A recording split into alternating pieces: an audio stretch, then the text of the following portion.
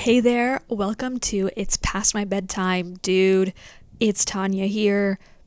That doesn't really mean anything to you right now, but maybe it will with time. In this show, we'll be talking to the artists within Techno and adjacent within EDM who have been keeping me up way past my bedtime in an endless hole of their music. And we'll be doing that past my bedtime. On the first chapter of this journey to confront every dance artist getting in the way of my sleep, we have on an artist who has withheld my sleep for years. He's collaborated with artists like deadmau5 and Tommy Trash to one of my favorites, Io. You've read the title already, so I don't know why I'm beating around the bush here. You know who I'm talking about. It's No Mana. You might have seen him play some of your favorite festivals like EDC, Ultra, Shambhala. While much of his discography was released on deadmau5's label Mousetrap, his latest string of singles were distributed by another highly respected label, Monstercat. No Mana is a project that's carved out a special niche, bringing together pixel art, video game references, and a crisp, beautiful production for a full AV experience. I sat down with him backstage just before his show at Rum Runners in London, Ontario, because there are more than London UKs in this world. It was midnight. It was a day after the biggest snowstorm the city had seen so far this year. No Mana was fully thawed. The openers were opening up the night, and it was loud. You're basically getting a set with this conversation. Here's No Mana.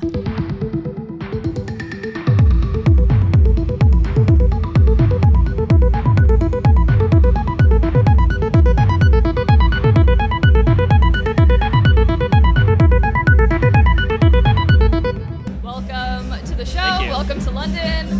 How are you doing?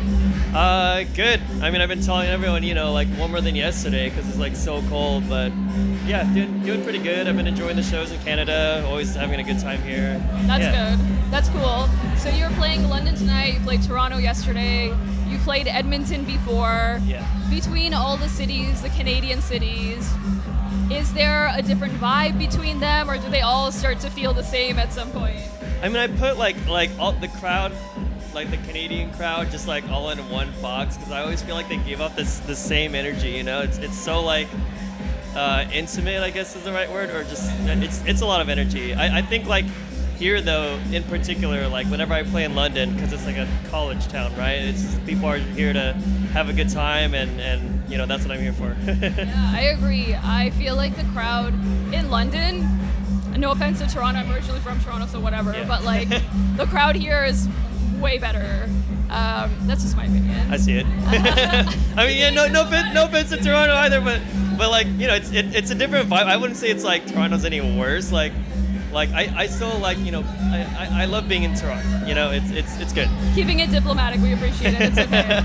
So on nights where there isn't a girl sticking a mic in front of your face before a show, what are you doing to prepare? Are you drinking? Are you partying? Are you eating? Are you watching ASMR videos on YouTube? Like, what's the deal? I was supposed to sleep today, to be honest, but I don't know. It's, in the age of fucking TikTok and Reels just kept me up, and I, couldn't go to sleep. I think yesterday I tried to do the same thing, and then I just found this YouTube channel called super random, like real life lore, and they just talk about like history about the world. Super nerdy. But yeah, like usually on tour before the show, I'll go into the city and find the best place to eat, find the best place to drink, because I'm also like a tourist when I do this thing. Like I'm on vacation and then I work at night. I'm a huge foodie, so like I usually try and find the best restaurants before I go. So it's also way past your bedtime, but you're still eating around. I like that. That's cool. A couple of weeks ago on the show, we were talking a lot about how dance music with dark undertones tends to sometimes have like it resonates with audiences a lot. It tends to leave some sort of legacy and footprint with audiences. And I feel like your music is not so far from that, in that it feels like there's a lot of longing in it. It feels a little bit melancholic, not in a depressed way, just like there's an intense desire in it. Like when I hear Strangers, the first few notes, I'm just like in shambles, just like weeping. It's so good, and I mean that in the best way possible. I feel like I go through like all of these past memories and experiences, all these happy things, and then I'm dropped into the present and trying to figure things out. But I want to know, how do you feel about that? And is the person behind No Mana wistful? Where does that come from? So I guess if I had to really think about it, I do find myself to be a very pensive person. Like I'm at home, like, or I don't know how to explain it. Like I would say that I'm a pretty quiet person, and I'm always like thinking about something, and I don't want to say that it's like I'm depressed like a lot of the times, and that's why it's like I'm making this like melancholic music. I don't know. I think like most of the time it's just like melodies that sound cool to me and are a little bit more serious, if that makes sense, because I feel like I'm kind of a serious person half the time. Even though a lot of people, like a lot of my friends, see me as like a very sarcastic and like someone with a lot of cynical humor, I guess.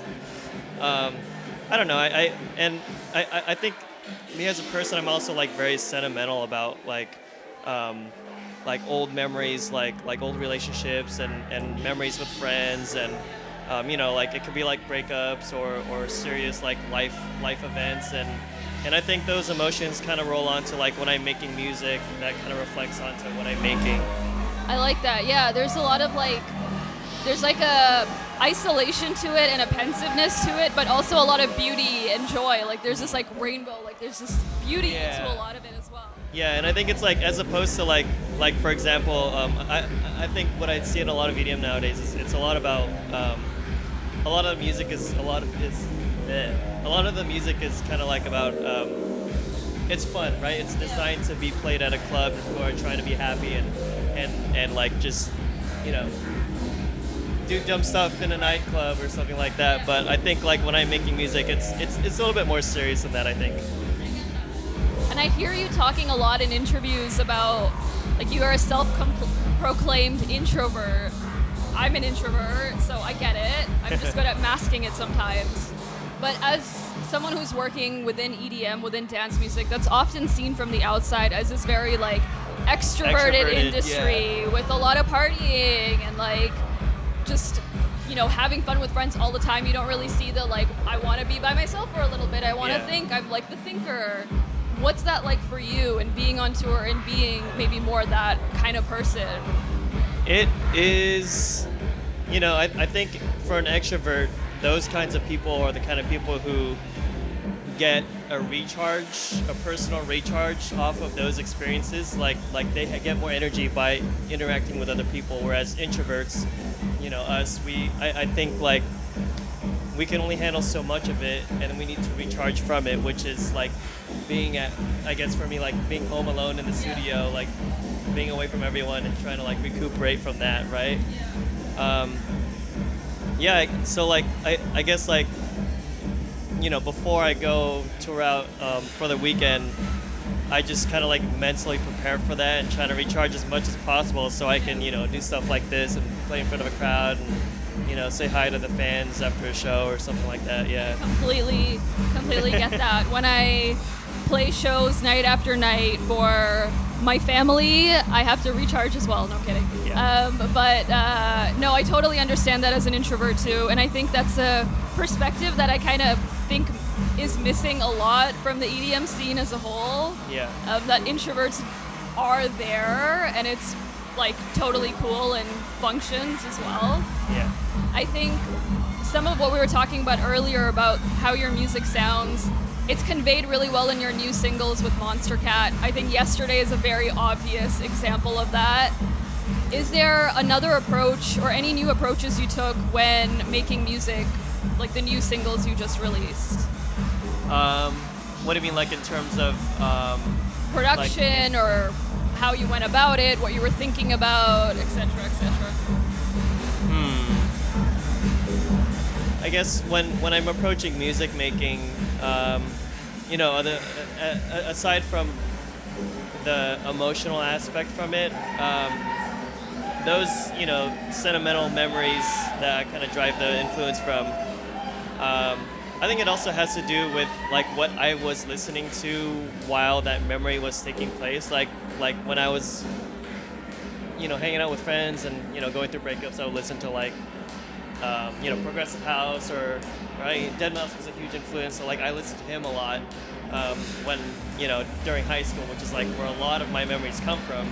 So I guess that's I could say that's why my music would be very relatable to him or like similar to his. And since 2020, you haven't released a full-length album. It's been a lot of singles. Is there a greater sense of freedom that comes with just releasing singles and not having to think about putting together a whole album or EP? I think singles are a good way to kind of test the waters a bit and experiment with various styles. And that way we're kind of releasing frequently and trying to like kind of read the crowd a bit, see how they react and see how they like the music. And that's kind of like where I'm at right now, because I think for the past, how long has it been, like 8 years that I've been doing this No Mana thing. I've been experimenting with a lot of styles. It's been like trance, progressive house, electro house, techno, and I've always been wanting to kind of like stick to one thing, even though like I feel like artists kind of like think that they have to do everything and put it all in one project. But for me, it's like I want this project to be just one thing, and I have a very like minimal kind of mentality. So I want No Mana to just be like one style of music instead of like various kinds of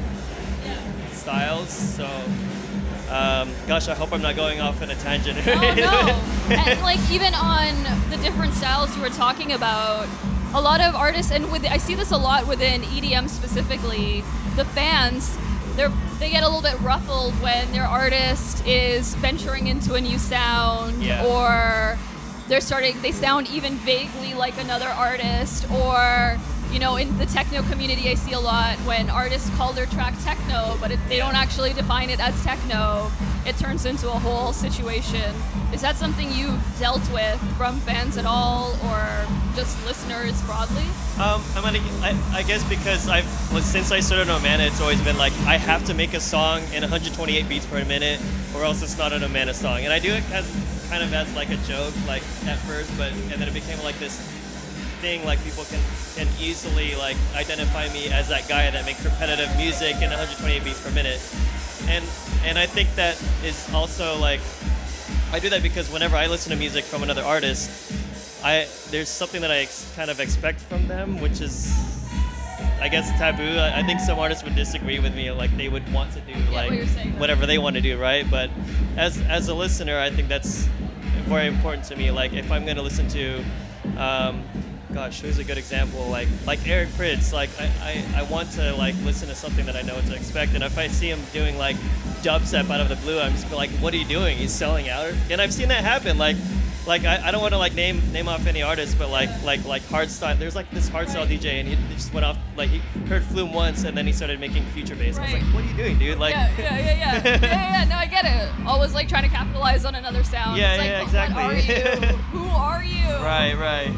Perpetual identity crisis. I get that. And in terms of fans, and I don't know if you brought this back because of fans or something you were sort of wanting to do for a little bit, but at the end of 2022, you dropped an EP on Rez's label. You brought back Isqa from like the dead. Something you've like had going from 2013 in the background, but we haven't heard of for a while. For people who are not familiar with Isqa, do you want to share a little bit about that? Maybe for fans who are really excited to hear more, what we can expect? Yeah, so when I started making electronic music, I started off with that project, and then No Man actually came 2 years later. But yeah, I started with Isqa as like a very experimental dubstep act, and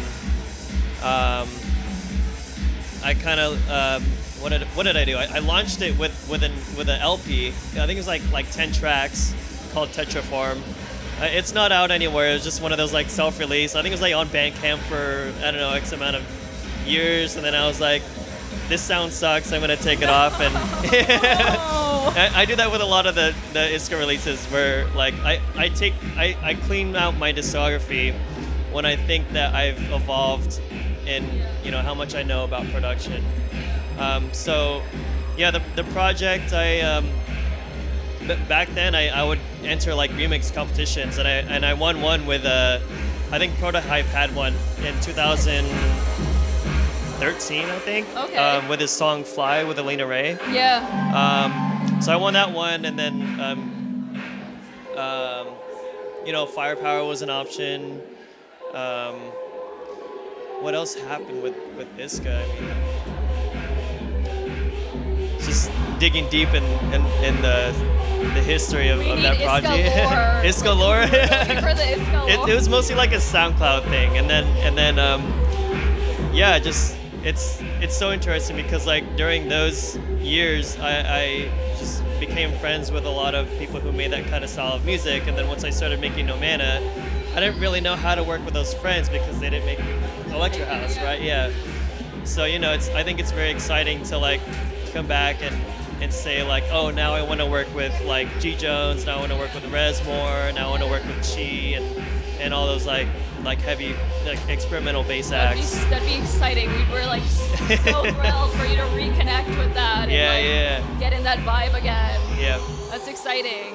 I Should Have Been Dead was like a really, really great track on that EP. It went really hard. And I was listening to that, I'm like, this could be the person who brings together the techno kids and the other EDM kids together. Are we ever gonna get a hard techno track from you? A hard techno Isqa track, or just like in general? Another project, anything. Yeah. I have thought about another project, like a techno alias. Yes. As opposed to, because like, I don't think I can make as pretty as a brand looks with No Mana, pixel art colors and all that shit. I don't know if I can, get as dark branding. as Yeah. I mean, you could. I could, but I see your point. Right. Yeah. Another idea was making like I don't know if I've ever heard it before, but it's like techno dubstep. Is that a thing? Like if I could put that into the Isqa project. Like techno is becoming very diverse and open now, so yeah. Do whatever you want. It's cool. I'm just gonna ruin it. I'm just gonna you gotta do make everyone hate techno again. It's okay. Some of the techno purists need a little bit of a shake. It's okay. They need some shock therapy. They need some shock therapy. It's okay. You can be the one. I want to talk maybe something that's a bit more personal. If you don't want to go there, no worries. It's totally cool. A lot of us, including myself, a lot of listeners, were introduced to you through your collaboration with IO on Bad Things. The two of you came up together, made it big together on your respective projects, came up on Mousetrap together. From the outside, it seemed like that should create some competition between the two of you, but it seemed like there was real friendship there, a lot of respect for each other. Yeah. I remember watching your EDC set together from 2019 on someone took it on their phone. Yeah. And then you recreated it years later, 2 years out since his passing. Is there something about that friendship you still carry with you, still remember? Is there something about IO Carrot, his music, that you still carry with you today? I think he was very inspirational in both what he did with his career and I hope it didn't pause. That's like Really good. okay, sick. I think Garrett was really inspiration in both his career and just him as a person. I think he was a very eccentric person in all corners. He took this techno thing and made it catchy and accessible made it very listenable to the masses, and definitely had his own style in doing so, and I enjoyed it. We worked pretty what's the word? Not synonymous, synchronously, I guess. Yeah, and we just shared like similar interests and you know what sounds good, and I think that just made things easier when it came to collaborating with him.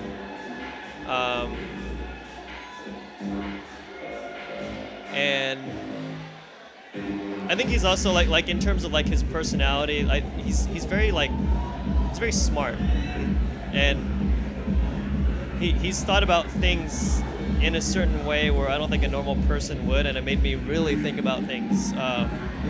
Like I don't know if I want to go too much in depth to it because it's like a very controversial like subject. But one time we went,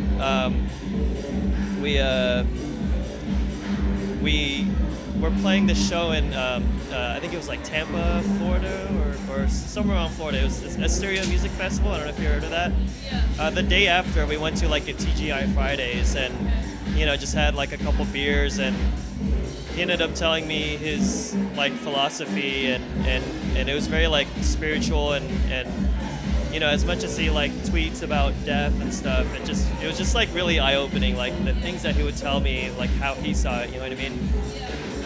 And then it's just so trippy because I take what he said and then he passed away like a year later, and I was like, has to be some crazy joke. Yeah. Like, I think the first time when I saw the note on the Instagram, I was like, this can't be real. He went too far this time, but it's a joke, right? Like, yeah. we're talking a lot about death, but this time this is a big prank, Yes, right? yeah. It's not happening. Yeah, he's gonna like pop out of a trash can and say he's gonna be like, hey fuckers. Yeah. No, yeah, I get that. And between all the nihilism and sarcasm between the two of you, I remember the Reddit AMA as well. Yeah, that one got pretty dirty. The jokes that we tell ourselves. There was definitely love and respect there, and I think the two of you were great collaborators, and we're really happy to see you still making music. Thank you. And doing a really, really great job at it. I have to ask, because I feel like artists and musicians, especially once we're touring, have an interesting perspective on this, but are you striving to be content in life or happy in life? Content or happy? I've heard that it's not a good thing to strive for happiness. Well, what does it mean to be content? Like at peace? I feel like at peace with, not necessarily with what you have, but like knowing when to stop and when it's okay to not be trying to reach for something and feel sad. And I find contentness when I am just doing the thing. And with that being said, I've never had a goal, because the sky isn't even the limit. I just have to like keep doing this thing because it's something that I feel born to do, and also it's like I don't feel like I'm good at anything else. But yeah, as long as I'm doing it, and that's just, I guess, my happiness that I wasn't really chasing for. As long as you're fulfilled. Yeah. I got it. And you're coming to the end of this tour now. What's maybe a sentence to describe what this tour has been for you? I have really bad memory. I think it's past my bedtime. If I were to describe this tour, I mean, gosh. Too difficult. I mean, it's been fun. It's been fun. Okay. Yeah. I'll take that. Lots of experiences. Good meeting people. Just eating great food before a set. You've sufficiently dealt with my grilling on both music and personal matters. What's next? What's next? Is there anything you want to plug now or promote or tell the listeners where to find you? Anything you want to share? Well. Oh my god, I love this. He's like, I don't have to promote anything. Yeah, I don't gotta tell anyone anything. We might be getting a techno project. I'm just here to press the play button, make music. I'm gonna take the clip of you saying you've thought about the techno thing and just blast it off into the universe and Yeah, make and then- everybody force you to do it. And then not release music for another 10 years. And just leave everyone waiting. Isqa just like the whole Isqa thing just drops Yeah. forever again. We're like, fuck. And we got some gifts for you. One is Sweet. this. I don't know if you've ever Oh my seen god. this. Kinder, nice. Have you had this before? Yeah, well, maybe not the eggs, but So surprise, huh? we understand that these are banned in the U.S. Wait, like the eggs. The eggs are banned in the US. There's a toy inside. Interesting. So that's okay. Now I'm learning something new. So you Yeah. guys have the chocolate. I just feel like I've seen that before, but now that you said that Yeah. they're banned, now I have to really think about if I've ever seen them before. So these are banned apparently in the U.S. because the toy inside is a choking hazard. Oh, I see. But inside the chocolate is a toy you can build, encapsulated in a case. So that's for Interesting. you. Sweet. Enjoy. Am I opening this right now? Do it. All right, let's see what we got. Sometimes you have to like build the toy little- inside. It's gonna come up with like, Just bite it. Confetti Oh, you got it. everywhere. Oh my god. oh, look at that. I'm gonna save this for later. I just gotta know what the toy is. Very curious. I don't know who the American government thought's gonna choke on this shit, but Yeah, I'm gonna choke on this right now during the interview. Sick. a motorcycle. Motorcycle. Great. It's a sign. I've It's been a wanting a sign. motorcycle for the longest time. We also got made some candy bracelets Oh, nice. for you. Oh my god, I'm dying. I super glued myself while making these, so enjoy. These are for you, for the listeners. We made All some right. bracelets. Oh, these are high quality, man. Read. Sorry? Oh yeah, don't disrespect the culture. Come on. You gotta put it. Oh my god, do I gotta? But you have to have it on your wrist I have to first. have it. Yeah. And then wow, I've done this in the most unofficial way always. Easy. And then I put it on. Yeah. Woo! Watch me break them. And then you have to close your eyes and do a backflip. Oh, of course. What do we got? Obviously. Rave Zaddy. Rave Zaddy and GG. I'm with it. So whenever you're on stage and you forget who you are, just look down and remember. My you are the Rave identity Zaddy. as a Rave Zaddy. You are the Rave Zaddy, and we're so excited to hear what you have tonight. Thank you so much. Thank you. I enjoyed this conversation, so I think I'll stick around. I won't go to bed just yet. I'll try not to sleep during my set either. It's gonna be a fun show. Sick. And yeah, it was great catching up with you. Talking to you for the first time, I guess. So, I mean, good luck out there, and thanks. Cool, yeah, thanks for having me. Take care. Listening back, that was so chaotic, and I loved every moment of it. It's surprisingly rare that you speak with an artist who is incredibly tuned into every part of their creative work and actively thinking about it all. I suspect some of that just comes with the territory of EDM generally, because you're creating the music as a producer, but also mastering it and remixing it and performing it. With No Mana, there's an added layer where he's doing the visuals, the art, the socials. What a punk. I think there's so much more to talk to him about, and I have so many more questions, so I will be demanding a return. Now that he's opened up a conversation about a techno project, there's no going back, and you bet your ass I am not letting that go. I'm also not going to get any sleep until that happens. That is my threat. I wonder what the brand will be, although I'm fully convinced he could just do it under Isqa. That's sort of already edging into techno world in my expert opinion. My parting thought is that, I don't know, see him live if you can and listen to his stuff. All of it. As he went on stage, I stopped him to ask for something, and I'm telling you, the state of zen this man had entered was puzzling. I aspire to know that calm.